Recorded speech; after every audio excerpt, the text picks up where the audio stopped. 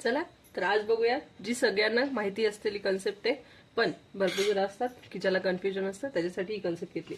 तर बघायचं आपल्याला समसंख्या आणि विषम संख्या, त्यालाच इंग्लिशमध्ये म्हणतात even and odd numbers. Even म्हणजे समसंख्या आणि ऑड म्हणजे विषम संख्या.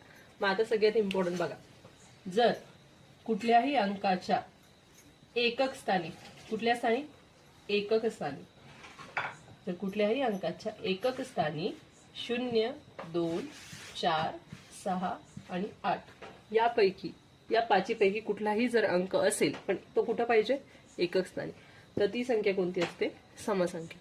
कुठली असते ती संख्या, समसंख्या. कळलं? आणि बघा, कुठल्याही नंबरच्या एकक स्थानी, कुठल्या स्थानी, एकक स्थानी जर